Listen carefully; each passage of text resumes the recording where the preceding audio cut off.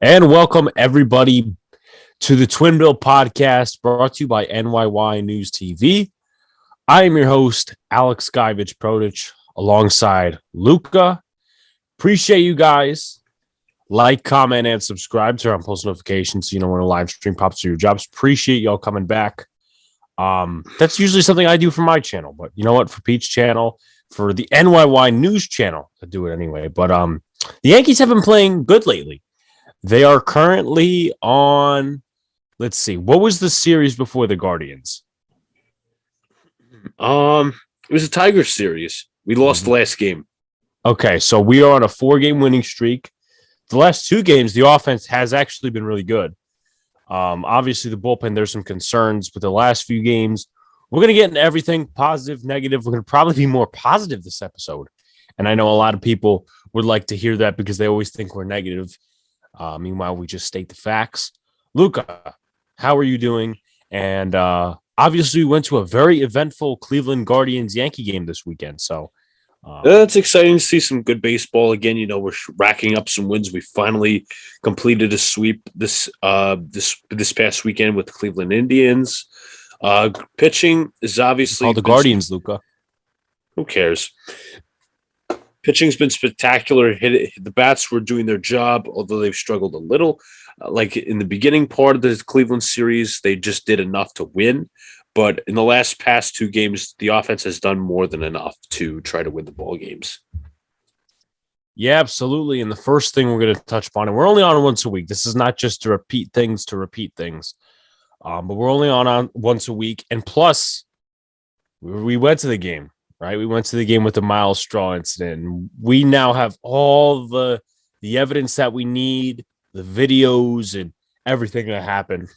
So I'm going to get into it quickly, and I'll give you, the floor as well because you were sitting right next to me. So everybody knows what happened, but I'll just give my view on it and what I thought happened and all that other stuff, because obviously, it's not like I didn't take part in anything. I didn't throw beer, though. I'll clear that up. No, I think you did, Alex. Oh, you know what? I would have gotten a letter by now saying that I'm banned from the stadium. I'm not banned from the stadium, and I didn't throw beer. You were wearing a mask, and they couldn't identify you. I was wearing. I will. You know what? I have a picture of the 2 of us in a section where beer was not thrown. So if you want to sit here and become smartass number 1, you definitely can do that. And you're just trying to clear a name for yourself, like all these Yankee content creators trying to come out here and just punish the fans. That's what you're trying to do right now. You're trying to get more likes. But on a serious note, so a couple of days before the game, we got tickets, and we ended up being in section 103, which was by the Yankees bullpen. I saw Nestor Cortez warm up. I saw Kyle Yoshioka warm up and do some catching drills with Tanner Swanson. I thought that was really cool. With that being said, usually when you go to Yankee Stadium, you have the bleacher creatures, right? They're filled with all sorts of fans. You'll have your older fans, but mostly it's college kids who want to get in the players' heads. Vulgar language is used and all that other stuff. They don't say too outrageous shit, but they try to get in your head. And this is even on the left side of the outfield as well. When we went to opening day, they did it to Verdugo, and it just amazes me that Verdugo and George Springer, 2 very good caliber players, they took it well, right? They hit home runs the next day, or they hit home runs on the day of, and they dealt with it. Verdugo obviously had that ball thrown at him last year. There was a lot involved in that. We got to see something for ourselves, which I'll explain a little later on. But they dealt with it. And Miles Straw, going to put it real violently, couldn't deal with it because he's a fucking puss. Okay, he's puss in boots. So every time the bleacher creatures, and this is something you're not going to get from these Yankee content creators or even the Cleveland content creators who are watching the game. Anyone who watched the game probably doesn't know. The people at the stadium knew. Every time the bleacher creatures would say something about Miles Straw, he would look at them. And did Verdugo look back? Did Springer look back at the section? No, he did. They didn't pay no mind to the sections that they were being called out by. Now, Mercado, I'll get to him after the Straw comments, but I'll give him a little bit of a pass because it's his first time at Yankee Stadium and this and that and the other thing, whatever. But Straw would look back every single time like, dude, Verdugo and Springer didn't do that. Anyway, skip to the ninth inning, the bottom of the ninth, when IKF had that big hit to the left field wall, and Stephen Kwan got hurt. And I don't have anything against Stephen Kwan. I've complimented him in his great start to his MLB career. Then you had some fans, just saying shit like in the video, and maybe it's out of context, but they didn't say that bad of things. Like the worst thing I've heard was Kwan stay down. He didn't say, "Oh, Kwan, I hope you're hurt for the rest of the career." The fans weren't saying that. And then you also have somebody else say, "Tell Terry Francona to fuck off." Like that's the worst thing that came out of that video. So obviously Myles Straw took issue to that and climbed the scoreboard like it's a fucking steel cage match in the WWE and baited fans and said, "Hit me, motherfucker. Hit me, motherfucker." So from our section in right field, I'm like, what the fuck is he doing in right? What is he doing in left field? So then when he comes back to center field after the umpires and his different coaches have scored him, I start a chant in our section. I don't think you started the chant. I did. Yes, I don't did. think you did start. I will not take credit for. Shut up. I will not take credit for something unless it's actually worth taking credit for. I started the asshole chant. I started saying, everybody followed, asshole, asshole, asshole. Okay. And then I kept doing this. Get the fuck out of here. Get the fuck out of here. Get the fuck out of here. I must have repeated it 10 times. And that was probably the most voice I've ever lost that day because of all the I didn't lose much, honestly. I didn't lose much. Well, you know what? That's you. That's you. You didn't take part in the action. Anyway. Oh, you're so full of shit. You are so full of shit. I was like, get this motherfucker out of here. I said, throw his ass out of the game. I was screaming stuff. Alex, I didn't say that I kept my voice. I said I lost some of it, but I didn't lose too much.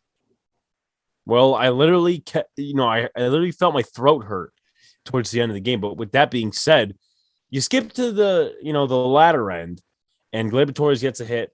We don't condone fans throwing beer on the field. No. But we're going to be here. We're going to tell the truth and basically put it that way. Myles Straw was not right for what he did. And then after the game, he says the Yankee fans are classless and the worst in the MLB.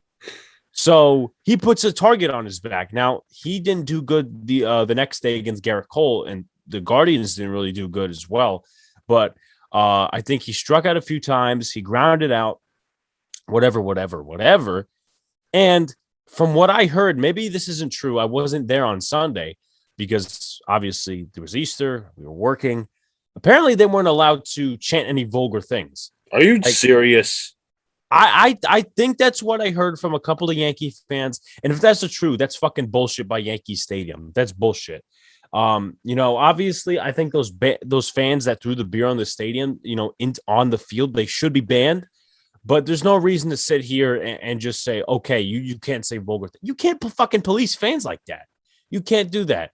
What if 100 fans start cheering that? You're gonna throw all 100 fans out? We should have been cheering Ron Artest. Yeah, but we didn't think to cheer Ron Artest. But also besides the Myles Straw thing and what he said after the game, and Oscar Mercado said act of violence. Act of violence. He said the fans' words were act of violence. I don't get that. Like, grow up, grow the fuck up. And it's just simple. It's cut to the point simple that Myles Straw can't fucking handle New York. And he's been there multiple times. He was there last year when the Guardians played. They were all the Indians at the time, but we were also at a game where he was in, I think, center field. He kept looking at us again. We were in the bleacher creature section for that Friday game before they lost the next two. We were in the bleacher creature section, and he kept looking. And I screamed, "What the fuck are you looking at?" And then people started recognizing. But then you got these people on here trying to save face and trying to get likes from the other fan base. And I think this is where NyynewsNews grew a little bit. This is where my Twitter grew a little bit as well. Also my YouTube, when I made the video about just clearing the air and, basically blaming both sides. But you had content creators. You had these Twitter folks out here blaming one side and the fans only. Like, do they not think that, these people listen to them. They give them the follows, the likes, the super follows on Twitter, and you're gonna shit on them. You're gonna shit on just and once again, we're not condoning throwing beer. It's wrong. Oh, no. But at the same time, you're not doing a Yankee fans any justice by just saying, "Oh, it's all the It's fans." all about It's not saving Miles Straw. face, Alex. It's all about saving face and putting yourself in front of the situations and acting like you're this, this voice of reason, this fan's voice of reason, giving out a stupid PSA and saying, we don't condone what the fans did when not being completely one-sided. Because if you call that Miles Straw, it's a bad look. Yeah. I'm not saying that they would be wrong for doing that, but still. Yeah. But it would just be honest. And these company men out here, and it's just irritating. But hopefully, if you got a dose of that, if you're a Yankee fan, and I'm not saying, once again, you have to say, oh, throwing beer was right. Throwing beer was not correct. But if you're going to be fair about the situation, and if you're going to be reasonable about the situation, you know what? Just come here, because that's where you're going to get the truth. And then we got Fuzzy. Who I didn't even know who that was. I didn't even know who that was. I didn't know who Fuzzy was. And I just have something to ask. Like, Draft Neck Mark had to dump his little stupid comments. Him, Fuzzy, and Jared Carabas have the Yankees fans and have the Yankees living rent free in their fucking heads. Draft Neck Mark is older than me. Draft Neck Mark is older than me, and I still think he's a virgin. Honestly, so sounds like he hasn't even hit puberty. You know what? When you try to get into you let Yankee fans and just the Yankees live in your head. I mean, I'm sorry. I don't know how you could do that. But it's just weird, these 300K YouTube people, baseball people that are not even a part of their, Twitter communities or their content creating communities like we have for the Yankees and the Giants. For me, they're up there 300. Like, what'd you do? Fucking play MLB The Show 24/7, 365 and make mock lineups and why Shohei Ohtani is the best player to ever live? Is that what they did? Because if not, that's a bunch of bullshit. And I don't know why 300K people are subscribed to them. My personal opinion.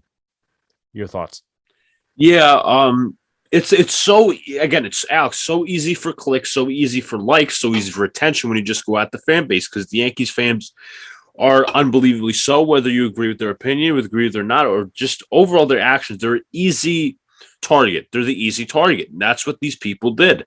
And they got likes out of it. They got comments. They got reactions. They got different things. That's the easy game for them. Easy way out. Instead of actually explaining what happened. Yeah, and then you got Fuzzy. Oh, Miles Straw, he's the GOAT. He's the Lord and Savior. And you know what? If he wants to attack our fan base, Miles Straw, then we're going to go ahead and attack the Cleveland fan base. And I know a lot of Cleveland Browns fans. Spanning back from a collaboration I did this past summer with one, and that guy was very smart. But if you're going to sit here and attack our fan base, you know what? I have a lot of things to say about Yankees Twitter, but at the same time, we hold our team to a standard. At least the good Yankee fans, they hold their team to a high standard. What does Cleveland do? They have in the bottom 3 of payroll in this league. They're in a full rebuild because they couldn't stop choking in the playoffs. 3-1, 3-1 in the World Series. Yeah. So, they pulled off a Golden State choke. Right. So, with that being said, Cleveland's a beautiful city. I've been there. But if you're going to sit here and attack our fan base, you're a fucking nobody, dude. You're a fucking nobody. You're not Alex Verdugo. You're not George Springer. You're not this guy. You're not Ken Griffey Jr. You're fucking Miles Straw, for God's sakes. And that applies to Fuzzy. If everybody's actually rooting on Miles Straw, oh, yeah, Miles Straw. Yeah. He's the Lord and Savior. That's why your team has sucked since fucking 1948. It's true. But I want to ask you this, and we'll move on after this as well. And it's been a dead duck for days relating to this situation, but do you think the Yankees as an organization, even though they wouldn't do this under an Aaron Boone, Brian Cashman ball club, do you think that they should have made some sort of a statement trying to back up their fan base that didn't do the beer throwing? I thought it never really came to mind to me because I didn't think they would do it. Obviously they didn't, but it would have been nice. It would have been nice for a good reassurance. Yeah, I mean, those, it's the same people who pay their salaries. And we talk about this all the time with, boycotting, not boycotting. We pay their salaries.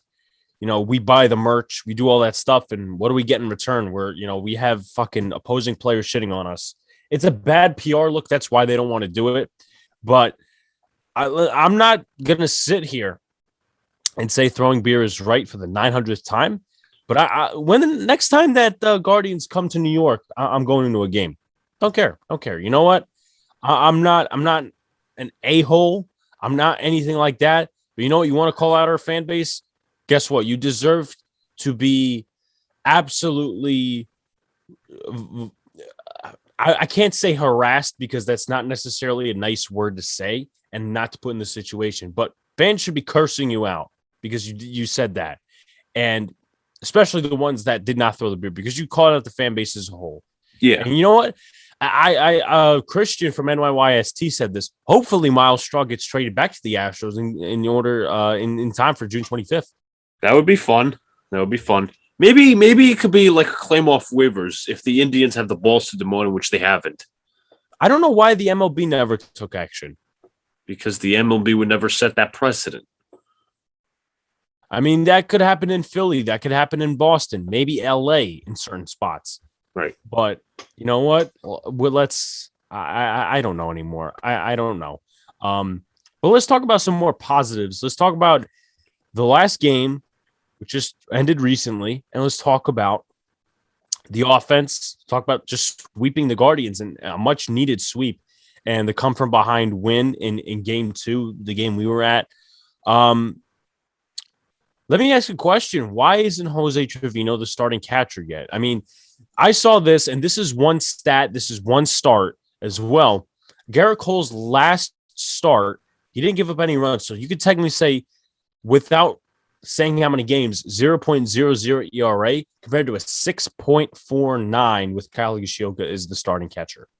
And Trevino provides a little bit of a good bat. He's not, a power hitting catcher. He's not Salvador Perez or he's not Joe Mauer, but with the options that the Yankees have at catcher, Trevino has to be the man. Trevino has to be the man moving forward. And and he's good defensively. That's why this makes so much easier to say. I don't know why the Yankees haven't done it personally. I don't know why. I want your thoughts on this. I think he's got most out of the pitchers, if I would have to be honest. I mean, hasn't he worked with Severino? Obviously, you mentioned the Garrett Cole start where Garrett Cole shut out the Guardians, but I don't know. Again, his bat's better than Higashioka's. I just don't understand why they haven't given the keys to him. Yeah. I mean, one of the starts that I will go off of, and we could just make things in a situation here. That last game where he struck out Vlad Guerrero 3 times, Trevino was the catcher. And he had a good start. He had a good start today before that 3-run shot. I forget who hit it. But when he gave up those 3 runs, Kyle Yoshioka was the catcher. So I'm not trying to paint Kyle Yoshioka as Gary, but if Trevino's hitting better, and if for some reason your pitchers are connecting better with this catcher, why is he not the solution moving forward? Once again, this is something that the beat media should be asking, but they are too concerned with so many other questions that are not even relative to the game. It's not even funny. Yeah, I agree with your point. I just don't know why he's not starting at this point. Agreed. You know what was funny? And this is something to laugh at now. We won the game, so we're not going to complain on it. But how funny was Josh Donaldson trying to steal second base and getting thrown out on Saturday? He's a lard. He's not a fast guy. He never was a fast guy. I don't understand the need for him to steal second base. I didn't, but I'm not going to make a big deal out of that, honestly. I questioned it really much in the first or the second inning when he stole. I was like, oh my God, what is this guy doing? Why is he stealing? But again, it's not much of a big deal, honestly. It's over the hill. Yeah. I have to say something. Now, I don't know how he did in that final game because he did start in that final game against Cleveland. But some guys that we really critiqued early on, IKF and Glaber. Glaber's been hitting the ball recently. I think his average is about 229. Where he didn't have some. He had some poor at bats tonight against the Orioles, but I think he came up big with a triple. 3-run triple, yeah. So, I mean, you're going to have those at bats with Glaber, but where I could accept it is if he's hitting for average. And that's the type of guy I am. You're not changing my philosophy. You're not changing, that whole thing with my mentality of how a baseball player should be. If he's hitting for average but has those poor bats, I'll take it. But Torres has been hitting the ball very good recently, ever since that one walk-off against the Guardians last Saturday. And IKF, man, what I want to know his average right now, because he's been hitting the ball really well. And we talked earlier in the year about his defense, and he did make an error tonight or something similar where he just let the ball go through his glove. Yeah, that was just a missed dive. That's not really an error. Okay, well, other than that, he's been really good. And he's a guy that I really wanted him to be. I'm not going to say he's going to hit 300 and hit this many home runs and OBP and all that stuff. He has stolen some bases, and I would like him to be utilized in that role. But I'm just really impressed, and I'm not going to go full thread World Series or, full down the season is over, but it's looking on and up. And I understand we are playing some very poor teams. Well, you should be beating them up. Huh? You should be beating up those poor teams. Exactly. You can't struggle against them. And this past night, the Yankees put up 12 runs against the O's, and we'll talk about the bullpen in a separate thing. That's what you should do to these type of teams. You did it. What was it? 22 runs within the last 2 games. Mm-hmm. So you know what? They crushed Aaron Cervalli. They crushed the pitcher tonight, which I think was Jordan Lyles. Who? Jordan Lyles, and I think Alexander Wells came in and a couple other guys as well. So I really enjoy how they're hitting the ball. I really enjoy it. The power's coming alive too.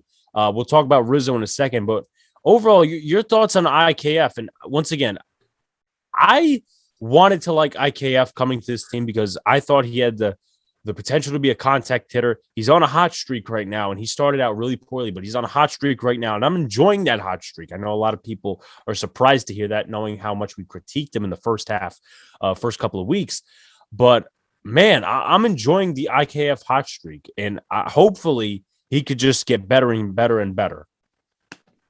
Yeah, I think he's really hitting his stride with the bat. His defense has been better. His bat has been better. He's finally putting balls in play, finding green. I'm impressed with him thus far, how he's gotten better, but let him stay consistent is my thing.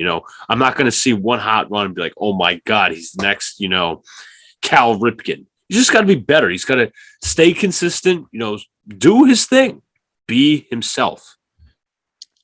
I totally agree. So some guys probably struggling in the lineup before we get, you know what? No. We're going to talk about the positive before we get to a little bit tad of the negative and then move on to something else as well. I'm not going to say we were fully wrong yet because we have how many other fucking games to play?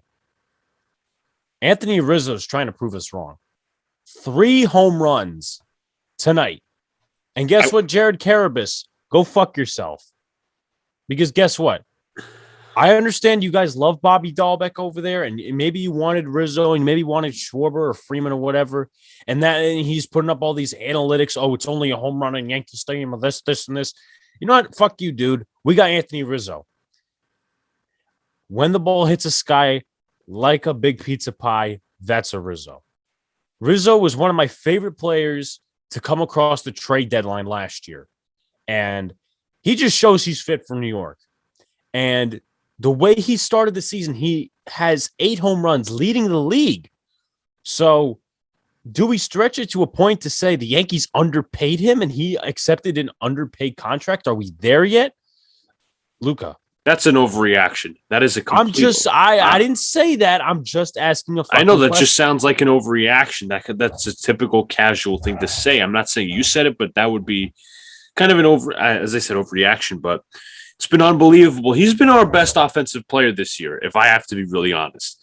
I mean, 8 home runs, consistent production. He's getting on base, timely hitting.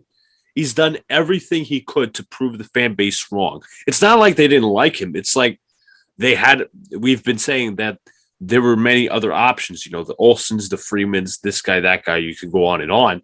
But I think he leads the MLB in home runs right now. 8 home runs. More than Vlad. Absolutely unreal. Guys. Another player, and this is going to come in handy. And I pray, and I will say this once again, I always root for the Yankee team, but I'm not so confident in the front office and the managerial staff and the coaching staff. But DJ LeMahieu had an awesome day on Sunday. He had a 2-run shot, and he's hitting the ball fucking phenomenally. He's back to 2020, 2019 himself. 2021, he was injured. Everybody's questioning, in reality, he was going to have a bounce back year. I knew it. I had no worries about it. It's funny, Luca, because I had some people, and this was before today, obviously. This was a couple of weeks ago, or maybe a couple of days ago. I had people telling me, "Oh, Joey Gallo, last year he was a better hitter in his half with the Yankees than LeMahieu was." You want to fucking say that now, bozo? You want to fucking say that? LeMahieu is one of my favorite players on this team because the way he is, the type of player he is. I love that in an old school baseball player. But what am I talking about with not trusting the front office? They better not put Donaldson at the top of the lineup. He's one of the guys that has been struggling. I mean, he did have a double tonight after one of the home runs, but he has been struggling, and he's still on that struggling streak, even though he hit a home run the day we were there. He's hitting like 182 right now, but they better, and I mean better, not change the top 4-5. And why that's so important is because Aaron Hicks, he was hitting really well before paternity leave, and now I think someone said 6 weeks he's supposed to be out. So that's a long time. That's how many days of baseball that Aaron Hicks is going to miss. Now, obviously, we brought up Andujar and LeCastro, and we'll talk about some of the outfield adjustments that could possibly be made in terms of a lineup. However, they need to keep him up there. I mean, he went 2 for 5 tonight, no strikeouts. He scored 2 runs, preferably or actually presumably on home runs. He's hitting 339. What more do you want out of a leadoff hitter?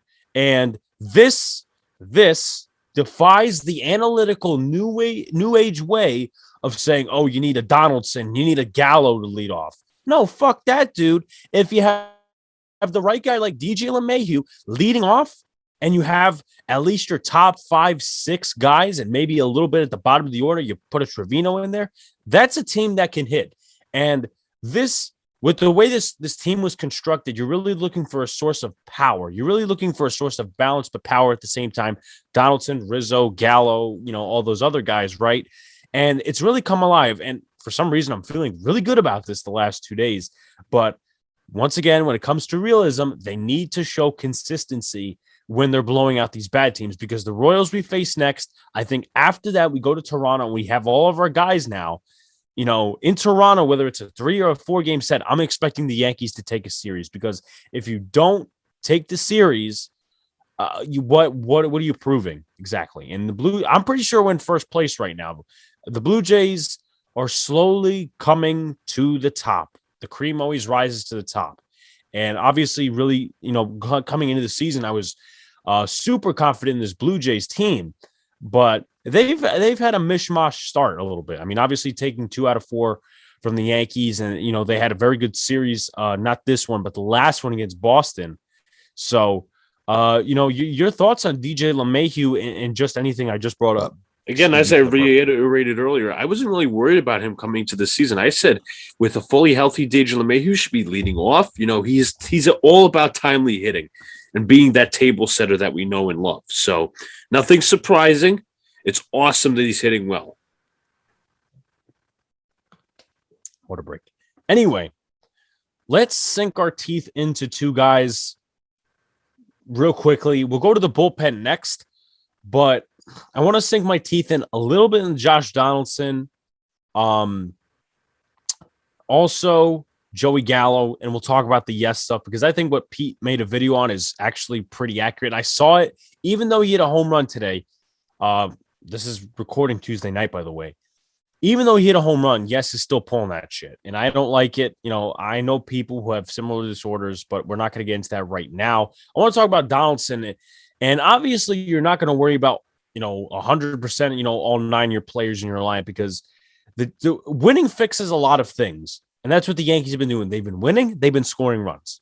Obviously, their pitching has been a little mishmash with the bullpen. We'll talk about that, as I said. But is there any shot now that he's been called up for Hicks going on the paternity leave that you would give Andujar some reps for Donaldson? Maybe let's paint a picture here. Let's paint a picture. So I'm trying to think. Glaber at second, shortstop IKF, Rizzo at first, and LeMahieu at third, and then Andujar being a DH. Is there any? Would you give any thought to that? The way Josh Donaldson is playing. Sometimes, not a lot, because I don't feel comfortable with Andujar. Wait, you said Andujar DH. You know what? Fine. I just want DJ LeMahieu in his natural position at second base. That's all I want. Yeah. I think IKF can play some third as well, but then you'd be alluding to Torres at shortstop, which is what nobody wants. No. But, you know, I just want Andujar to play because if you're calling him up, if he is red hot, don't send him down. Find a way for him to get in the lineup. He's not a great defender. He's not a good left fielder. He's not a good third baseman. He's not a good fielder overall.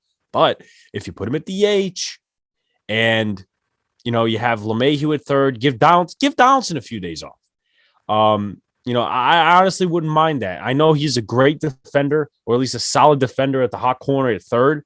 But you know what? If it's best for this lineup and your defense is already solid, I would take the chance and say, Andujar, listen, we're going to give you a couple of reps at DH. Show us what you got, or you're going back down.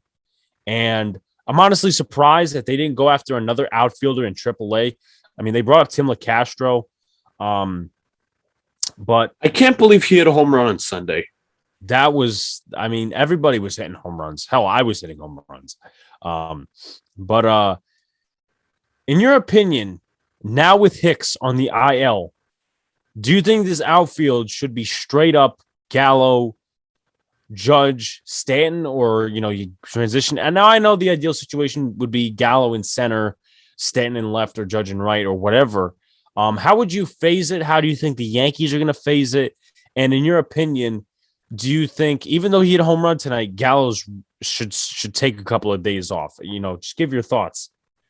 I don't think they will go with the Stanton experiment in left field as much as I want. I want that to happen. I want it to be Stanton, Gallo, Judge. But I think they will ultimately start giving reps to Andujar in left field. Now, I don't know how he's played defensively in AAA, so it's definitely interesting to see. I don't think he should get any reps in left field, but that's my opinion. I don't think so either. Nor should he be at third base, my opinion. But it's not going to be Stanton in left field, as I said. Unfortunately, not as much as I want. So you prepare to see Andujar, Gallo, and Judge. And I'll say half and half. Stan, Gallo, Judge, Andujar, Gallo, Judge. So you really think the Yankees are going to take the Andujar experiment in left field over? Absolutely. They love experimenting. Wow. That's a bold take right there. That is a bold take. You said half and half.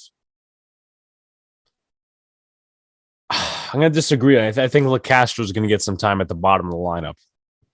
But with that being said, they're gonna probably do what they did tonight. And once again, this is not Stanton talking. This is the front office being scared a little bit. They're gonna do Gallo, Judge, and Stanton and pull Stanton in the ninth inning. Like I don't understand that. Personally, I don't understand that. Never understood that.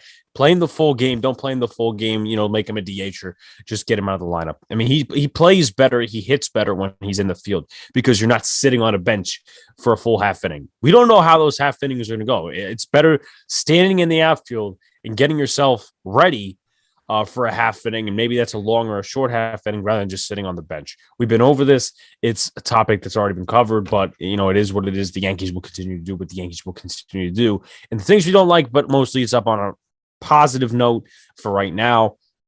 I want to talk about Joey Gallo. I want to talk about some of the stuff that Pete covered because I think it was a very good video. It's stuff that a lot of people are not touching upon. He hit a home run tonight. I mean, that's definitely, you know, definitely positive for Joey Gallo. And he is a guy that mostly is built off of home runs. I mean, 33% of his at-bats, and this is not analytical or anything, but I value him as a 3 probability hitter. It's either a walk, a strikeout, or a homer. I just value him that way. And I don't know why the Yes Network just chooses to focus on him when he's having his little ticks. And this isn't to make fun of him. This isn't, we're trying to defend him here and say, look, we know guys that haven't worked out in New York. Jarrett Wright, Carl Pavano. Can you even say that Randy Johnson fully worked out in New York? I can't say so, because he was traded within a year and a half to whatever team he was traded to in 2006, I want to say. So it was Johnson had 2 years with the Yankees, and then I think he was traded to the D-backs back to the D-backs or the Giants. It was one of those teams. So he didn't fully work out in New York either, despite his previous career with the Expos and the Mariners and the D-backs, whatever. And then Sonny Gray. So not only are you focusing in on a player who's so far not working in New York, you're focusing on a player for the reactions, the tweets, and the ratings, but someone who has a serious mental issue. I don't understand that, and I feel like there are times when society is soft. There's no doubt about that. But this is one of the things you have to be sensitive to. I don't understand why the Yes Network is doing it. One thing I don't understand as well is we talked about it this week. We talked about the NFL draft. That's a big thing coming up. And what scouts do is they look at character. They look at different things. They take their prospects out to dinner just to see how they interact with certain people. Why in the world did the Yankees trade for this guy? And not because of the player he is. I disagree with the player he is. I think he should make adjustments. That's not going to happen though. But you totally missed the part about the tick and the way he could handle New York. He's not what he was in Texas. He's not as impactful. And when you already have guys that are very good defensively and are a ton of power bats, and now he's probably less impact. I'm being honest here. He's probably less impactful on the hitting side than a guy like Judge, than a guy like Donaldson, than a guy like Stan, because they add more. They add more to the core. Gallo is just solely homers and walks. And I understand all the analytic nerds will go after that, but I don't understand, why they traded for him. Analytics mostly built into that, but never checked in on the player's side in terms of character. And I don't really, it just bothers me a little bit going into the specific set of things. I want to hear your thoughts. Yeah, I don't think Gallo's been really made for. Listen, I disagree with the Gallo trade right then and there because the player who he was, he was an all or nothing guy. He didn't hit with runners in scoring position. We needed timely hitting. He's not that guy. He can't handle the big moment. I'm sorry. And again, he can't handle New York. Guys aren't just going to walk him anymore. He's not that. Think of basketball. He's not a number one option on a losing team where you're going to start doubling him and that he could pass out to whoever. Now, he's in the spotlight. He's going to have to create plays for himself. He's in the spotlight. He's going to have to create plays for himself. And, the other guys are being guarded tougher and tougher. And the spotlight, is on him. It's no longer he has to bypass, anything else like that. So again, it's a transition for him, but he's not necessarily handled it well. He needs a small market where he could be that number one option. Well, they won't be on, New York has a right to be hard on their players because the mantra, as you like to say, the Yankees have built. But if he goes to, and I'm not trying to say that Gallo should tank his career by going to Pittsburgh or by going to Cleveland, but they'll be nicer on him. They'll be nicer on him, and they'll take account into the other things that, come with him as a player and a person. My personal view on this, the Yankees should deal him even before the trade deadline. They obviously got Odor in April of last year because they were so right-handed dominant. But if you trade him, and you could still trade him to a winning team, like I don't know how Seattle's doing, and this wouldn't make sense in somebody's eyes, but I would take Joey Gallo, trade him to the Mariners for Adam Frazier. Because you really think they'd accept that? Because Frazier, I got to check his stats. I think he had like some sort of RBI tonight. I would just take it for another contact hitter. Well, Alex, you got to level out both sides. I know that we're not doing, MLB The Show stuff where we're actually comparing, this guy's trade value is higher or lower than this guy's trade value. So Frazier, if you're going to talk about that, the Yankees aren't paying for his contract, and it's basically Frazier's hitting 239. But I'd like to key in on something. He has 10 RBIs and no homers. So I guess he's trying to do the most of, the best situations. Right. With runners in scoring position. And even if it's not Adam Frazier, trade it for a contact hitter. And I know, obviously, if people are getting the reception that the Yankees may want to trade Gallo, now, obviously, there was a rumor a couple of days ago that they wanted to do with the Padres. People are going to want those big names, but that's not what the Yankees, in my opinion, should go after. I'm not saying go after a fucking nobody, but go after a contact hitter. Go after somebody that's going to balance your lineup. A lefty contact hitter would actually suit this lineup very well because you get somebody who bounces out the lineup, that bottom of the order, but at the same time, they're a lefty bat, so you're replacing Joey Gallo with something that better suits you. But I honestly don't see the Yankees doing that. The Yankees, in my opinion, for the best of both parties, trade Joey Gallo before the deadline and cut your losses there and have him go to a team that's either winning, rebuilding, whatever the case may be, and just best for both parties. Thoughts on that? Yeah, I do think there will be some deadline targets. Now, I'm looking at Andrew Benintendi. We all know him from his days with the Red Sox. Last 7 games, 3 RBIs, 11 for 26, 423 average. So he's had a really hot start to the season. Obviously, he's played about 15 games, we played 17 so far. 389, a homer, 7 RBIs. He's walked 4 times. He struck out 8 though, so I don't know about that. But 431 OBP seems like he's doing everything right. For now, could he be a guy potentially where, it's the same situation with Gallo? I know they're not really the same hitter, but could this be a situation where Benintendi, is reaping the benefit with the Royals, but he might not reap the benefit with the Yankees? I know he was in Boston, but I think he'd be better fit for New York than Joey Gallo would. Because, there's potential for power on the table. Not 100%, though. And he has played in Boston. And Boston has some pretty excruciating fans. So I think he would fit the mold. I think he would fit the mold very much. And obviously, once again, we'll see what happens. The trade deadline. Yankees maybe will to deal Joey Gallo. But to wrap up on a final topic, and I'm going to admit that Luca wasn't very keen on doing this one because it's been said over and over, not on this podcast, but our podcast that we do every Monday. I'm not really liking where this baseball soft culture is going, and I want to go over it a couple of times, or a couple of situations, excuse me. You obviously 2 years ago had the Fernando Tatis 3-0 homer in Texas, and they didn't like that. You mean Mercedes? Rule. Yerman Mercedes last year, and Tony La Russa basically calling out his own player and saying he should get plunked. Now, I like Tony La Russa as a manager. I like what he's done with that White Sox club, but that wasn't the right thing to say. Then this year, the Giants have had a target on their back because you got Bob Melvin, who's a fucking experienced manager. He's an experienced manager, and you got him coming out here, and his team's getting beaten the shit out of. But somebody, what was it? Somebody bunted, and he had an issue with that.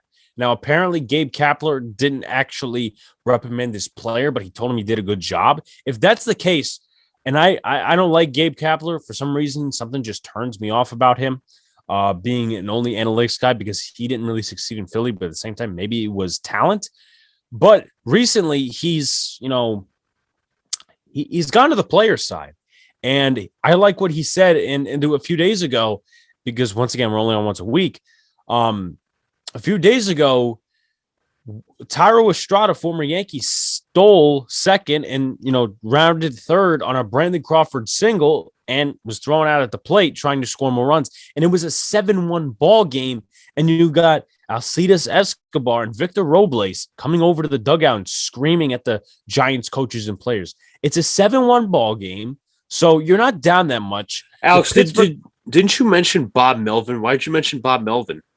Because remember the Padres incident that happened earlier? Yeah. So now you got the Nationals, and it's 7-1, so you can come back from that, And I like Gabe Kapler's statement. They got Juan Soto, they got Nelson Cruz, they got a couple other guys Josh in that lineup. Bell? They got Josh Bell, so they can score 7 runs in an inning if they can hit off of the Giants' pitching, of course, which has been good the last 2 years. But I feel that too much of this softness, and also to mention, the Pirates got their ass kicked 21-0 by the fucking Chicago Cubs. Do you see the Pirates coming out here and saying, "Listen, we need mercy rule"? I just wanted to bring that up as a final subject. I don't like where this whole unwritten rule shit is going, and I feel like Manfred's going to get a boner for a mercy rule down the line. God, I hope this doesn't. You might, if you're gonna do mercy rule in MLB, you just might as well do it for every sport, because that's how soft sports has become. Whether you could be like in football where you're scoring multiple touchdowns, it could be like my team complaining about the Patriots running up the score in that 54-13 game in Week 7. It could be, the situations Alex mentioned. It could be, leaving your best players in, although you shouldn't be doing that, against any NBA team, and you're blowing them out, let's just say by 20 or 30, they're taking threes and stuff. They're not, running out the clock. They're doing what they want.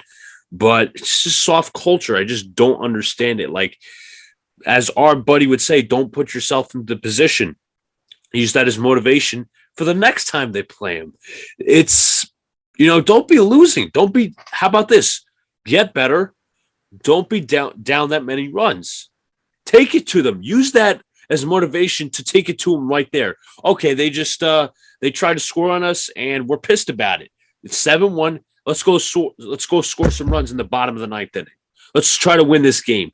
Maybe take it to extras. Yeah. And let me say something right now. If Aaron Boone dare say some shit like Bob Melvin did, or Victor Robles or Alcides Escobar did, if the Yankees got blown out of game, or if he totally sucks up to the other team, for lack of better words, if the Yankees are blowing out another team and says some type of shit like, like Tony La Russa did, and he wouldn't say to that extent, but he wouldn't totally back up his players because he doesn't have balls. But if he said some shit like that, you can bet I'm taking my Cooperstown bat to my Mac, because no, I will flip the fuck out. And unfortunately, I think Aaron Boone has that personality, but we don't got to worry about that right now. Luca, final thoughts. Yeah, it's been great covering the Yankees so far. I know they're 11-6 right now, first 17 games. Hopefully we can continue this winning streak. We should be really sweeping the Orioles. I know tonight was a little bit of a close call, especially with the bullpen, but let's keep this offense going. Anthony Rizzo's doing well of late. Aaron Judge. Hopefully Stan pulls out of the slump. But also DJ LeMahieu getting timely hitting, as well as Isaiah Kiner-Falefa. So it's been a good run so far. Let's keep this going. Don't be complacent. Yeah, I agree with you. And I forgot to bring up one thing, and we'll talk about it just real quickly before we get out of here. Thoughts on the bullpen. Now, obviously, Ron Marinaccio, I'll give him the excuse that he's a rookie. He gave up 2 runs in that 10-2 game in the top of the 9th against the Guardians. But Chad Green was put in late in the game we were at, and he gave up a 2-run home run to a 103 hitter, Austin Hedges. That I blame on Aaron Boone in the front office, because Chad Green is prone to giving up late game homers. And then you got Chapman, who struggled tonight. He got the 3 outs, but he struggled for no reason when he was up in the count 0-2, 4-run lead. And then obviously Jonathan Loaiza's home run, making it closer. And even before that, Clay Holmes giving up a couple of RBI hits. So do you express any concern for the bullpen at this point? And do you think that possibly using them earlier in the year, and I know we're you were through 17 games, but do you think early in the season using them is kind of, spraying out right now? It's kind of blowing up in our faces. Pretty much, I think, in my opinion, early fatigue. Loaiza does not look the same guy. I think they're overusing him. Chapman is Chapman. You can't really be surprised, because he's usually, he's like Joe Borowski, the heart attack closer. You don't know what you're going to get from him on any given night. Holmes has been a little bit disappointing, in my opinion, this year, just a tad bit. But you know what? He's been better than Loizaga and Chapman, in my opinion. So just we got to stop overusing the bullpen. We got to get longer starts from our starters. Yeah, Boner Bullpen Boone. I'll call him that if the bullpen blows the game. But right now, we're keeping it positive. We want to keep it positive. We want to keep it positive. We don't want to talk negative. You know, we don't want to talk negative on Joey Gallo. We don't want to talk negative on Josh Donaldson. We don't want to talk negative on other players. We want to be as positive because we invest in this team. We talk about this team, and we're not talking negative for views. We're talking the real truth here, and that's what you're going to get at NYY News TV, especially the Twinbill podcast. But please help us out. 5-star rating on Apple Podcasts. Like, comment, subscribe, do all the good stuff. We appreciate you guys for tuning in, and we will see you next time. Peace out. Good night, everybody, or good day, depending on when you're watching. Peace. Before it hits the front page, NYY.